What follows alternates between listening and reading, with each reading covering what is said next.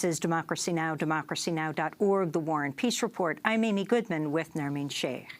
We turn now to look at the crisis in Syria 1 day ahead of President Trump's meeting with Russian President Vladimir Putin in Hamburg. Their meeting comes as thousands of Syrians continue to flee Raqqa as U.S.-backed militias intensify their assault on the ISIS-held city.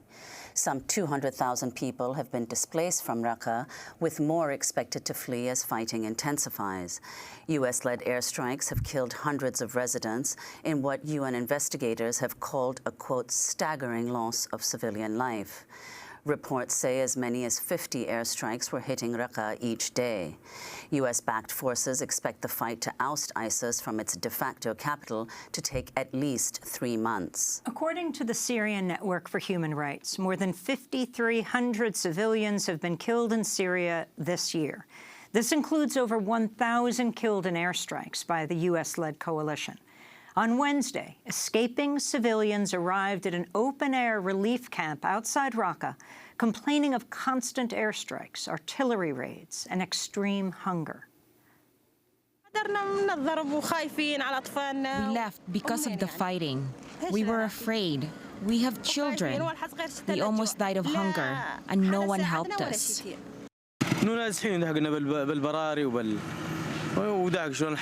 We are displaced now, and we live in the open air.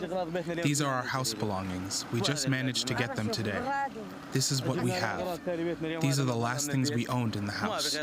We're joined right now here in our New York studio by Abdulaziz Al-Hamza. He's a Syrian journalist and activist, co-founder and spokesperson for Raqqa is Being Slaughtered Silently. The group was formed in 2014 to document the abuses of the so-called Islamic State after the militant group took over the city of Raqqa. Welcome to Democracy Now!, Aziz. Thank you. We have seen so many of the videos put out by your group. If you can start off by talking about what is the situation in Raqqa right now? I mean, you have Donald Trump and Vladimir Putin expected to meet tomorrow for the first time in Hamburg at the G20. Top of their agenda is Syria. What is actually happening on the ground? Yes, like what's going on in Raqqa, that there are thousands of airstrikes are bombing, targeting the city daily, and it's by the international coalition led by U.S., and there are SDF militias supported and funded by U.S. is trying to take over Raqqa from ISIS. So the clashes right now in the city center, most of the in the beginning of this year, from January to June, most of the people who've been killed, they got killed by the international coalition airstrikes. 1,454 people have been killed, mostly by U.S. airstrikes. At the same time, ISIS still doing like human rights violation. There are like no services in the city, no electricity, no water. People are suffering. There is like no way to escape from the city or flee the city. Some people were like lucky to escape last couple of weeks. Right now, it's so hard, and people, like, even when they're trying to go to the river to get some water, they've been killed by the airstrike. So I mean, I think people would be very surprised to hear this, because when they hear the name of the city Raqqa, they always hear ISIS stronghold. So when they hear people are dying, they would think it's at the hands of ISIS. But right now you're saying it is the U.S. coalition airstrikes. Yes, so in June, like 358 people have been killed, like 177 by the airstrike, by the U.S. airstrike, 118 by SDF, supported and funded by U.S., and 60 by ISIS. So when we're talking here, like most of the people are getting killed like by the U.S. airstrike. So the airstrike is not careful. They randomly bomb the areas, and even like they started to target like civilian cars. So there is like no water at all in the city. So people, they're going to the river to get their water, and even when they tried like to get water, they've been killed. So the thing, like, people, they are like not only suffering by ISIS, they are suffering like from all the sides, and like especially by the airstrike recently. And Aziz, could you explain who the SDF militias are and why the U.S. is backing them, and what their specific role in Raqqa has been in these last months? Yeah, so SDF established in 2014 to defeat ISIS from some areas. So they are mostly YPJ, Kurdish group, militias group, and some other Arab brigades and some minorities like Turkmen, but it's led and controlled by YPJ. So the U.S. is using them as a tool, to defeat ISIS from some areas. And it started with Kobani, and because those groups are Kurdish and they were trying to protect their areas, and later on they were pushed to go and defeat ISIS from other places like Manbij and recently Raqqa. And what about the fact, Aziz, as we've been talking about, the fact that the U.S.-led coalition has led to this extraordinary loss of life among civilians in Raqqa? Can you talk about what people in Raqqa expected when the U.S. strikes began, the U.S.-led strikes began, and whether there was any hope that it would be successful? Yeah, so the airstrike started a couple of years ago, and the airstrike were more careful than right now. So it's like a war, it's like a conflict, and we have to expect people are getting killed. So, but the thing they were so careful. Recently started to be randomly shelling, randomly airstrikes, and people they were expecting that okay, it will not take that long. They will be more careful. They will target ISIS headquarters, ISIS gathering, not killing people everywhere, even people who are trying to get water. And then the people there are so afraid, even when SDF will take over the city. The Syrian Defense Forces. Yes, yeah, because the people they had an experience with Tel Abyad and other territories were controlled by SDF, and SDF have been committing human rights violation, displacing recruitment. Recently, they started to recruit people in Tel Abyad, other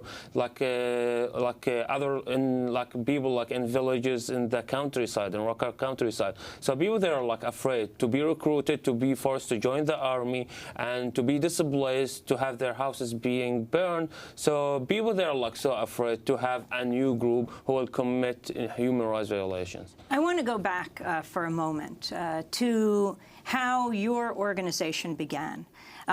You are the co-founder of Raqqa is Being Slaughtered Silently. Take us back a few years and how you got involved. Yeah, so my colleagues and I, we started to do these activities when the Syrian revolution started in 2011, and we started to be activists. And then when ISIS came and took control of our city, I was forced to leave because ISIS discovered my identity. And yes. But talk even before ISIS. You were, Raqqa was a site of protest against Assad. Yes, the president. Talking before ISIS, Raqqa joined the revolution early in the beginning. There were many demonstrations all the time. And in March 2012, so there were 300,000 protesters in the streets. Later on, Raqqa was the first liberated city from Assad control, and then in a couple of weeks, there were more than 40 society organizations, local and provincial councils. There were the university schools started to run again, started to be a normal life, even with Assad airstrikes, until January 2014, when ISIS took over the control of the city. So my colleagues and I, we decided to complete our work to be not only against Assad, to be against Assad and ISIS at the same time. And back that time, no one have heard about Raqqa, about ISIS. So we decided to start our organization to draw the attention of the international community, international media about what's going on in Raqqa, because ISIS did the same thing as the Syrian regime. They prevented all the media most of the media organization to enter the country and cover what's going on, and with ISIS they prevented all of them. Well, can you explain though, Aziz, how you say that Raqqa was the first city to be liberated from Assad government control? Where did ISIS come from? How did ISIS take over where the Assad government left off? Yeah, so they arrived like after Raqqa was liberated, there was like vacuum in power. So there were like many groups, and 10 fighters, they came from Iraq, so they were like Islamic State in Iraq, and then al-Baghdadi announced that thing. So ISIS is not a new thing. It's like a union between Islamic State in Iraq and Nusra Front, like Al-Qaeda part in Syria. So they came together, they gathered together, and they established ISIS. Well, I'd like to go back to ask about the origins of ISIS, both in Iraq and in Syria. Kofi Annan, the former UN Secretary General, spoke at the Munich Security Conference in 2015. He suggested the US-led invasion of Iraq created the Islamic State. The second and much more proximate cause of the instability we are witnessing today was the invasion of Iraq in 2003. I spoke against it at the time, and I'm afraid my concerns have been proved well-founded. The folly of that fateful decision was compounded by post-invasion decisions, the wholesale disbandment of security forces, among other measures, poured hundreds of thousands of trained and disgruntled soldiers and policemen onto the streets. So that's former UN Secretary General Kofi Annan speaking in 2015. So Aziz, can you respond to what he said about the origins of ISIS and what you think will happen in Raqqa once ISIS is routed from the city? Yes, so for sure, like Iraq war, like provided an environment like to have ISIS and other groups. So there was like a vacuum in power. The same thing what happened like in Raqqa. So there was like not a real government to run and control everything in the country. So all that things helped to create these kind of extremism groups, or like provided like a good environment to the extremists to come to Iraq. And later on they started to grow like day after day. And the same thing like happened in Syria. There was like a vacuum in power. It was like huge spaces and were controlled without any government, without not a real or like a real government. So that helped to create that thing. And like we had like Al-Qaeda before Raqqa was liberated, and that also helped.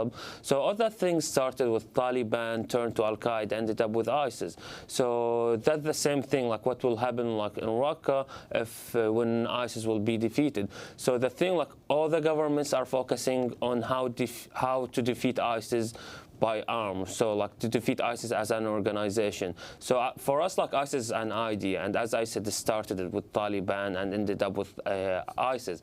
So no one was focusing on defeating the idea. So if they will defeat ISIS only as a group, so we have like a whole generation of children who've been living with ISIS for like 3 years, and in Raqqa there was like no satellites, no TV channels, there was like no access to the information. So people, they were stuck with ISIS propaganda. So if the international community will not work on defeating the idea of ISIS or the idea of extremism, we will end up with a new kind of groups will be like worse than ISIS in the future. So we are afraid about the next generation.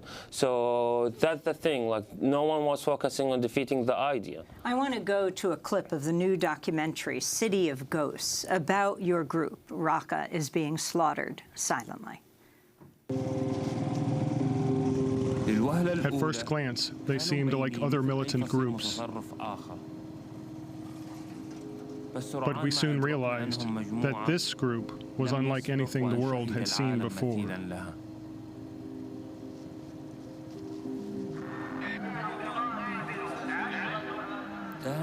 They painted our city black and shrouded it in darkness. We couldn't sit by and watch Raqqa being slaughtered silently. Did you start filming? Yes.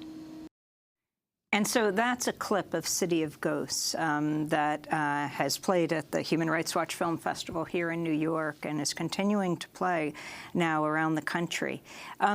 So your approach was to video, to film, to use cell phones, to get images out to anyone who wanted to see a different view of what was happening in your city. Yes, so like the main reason was to show the reality of what's going on. ISIS, after they controlled Raqqa and other areas, they started to promote their propaganda. They started like to promote fake news. So we decided to film what's going on to show the people the reality, the other side of the other side of the life, the reality of the life. And later on, we decided that we not be like only a media organization. So we started to do many activities in Raqqa, like to educate, to aware the people who are living with ISIS control. So we started the graffiti campaigns, poster campaigns, and we ended up doing a magazine, has the same cover of ISIS magazine, to reach out like the largest number of people in Raqqa to educate them about what's going on. Aziz, before we end, tomorrow Trump and Vladimir Putin will meet. What about Russia's role right now with and against, in both situations, it seems, the United States in Syria? Yes, so like Russia has been playing like a main role in the Syrian conflict, the same as U.S.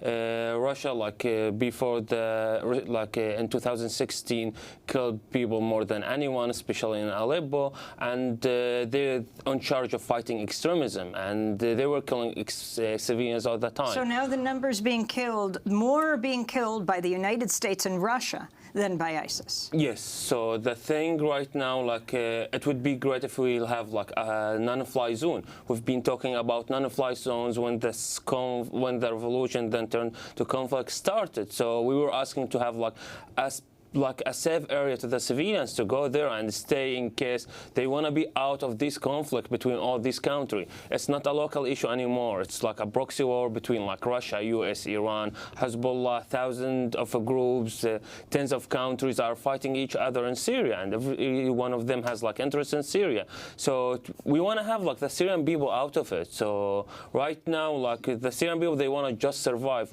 All what they are thinking about how to be alive for the next day, and they don't care about these like international conflicts that are taking place in Raqqa and Syria. Well, I want to thank you so much for being with us. Abdulaziz Alhamza is a Syrian journalist and activist, co-founder and spokesperson for Raqqa is being slaughtered silently. And that does it for our show. Democracy Now! Produced by Mike Burke, Dina Guzder, Nermeen Sheikh, Carla Wills, Laura Gottesdiener, Sam Malkoff, John Hamilton, Ravi Karen, Hani Masood, Shanirina Nadura. I'm Amy Goodman with Nermeen Sheikh. Thanks so much for joining us.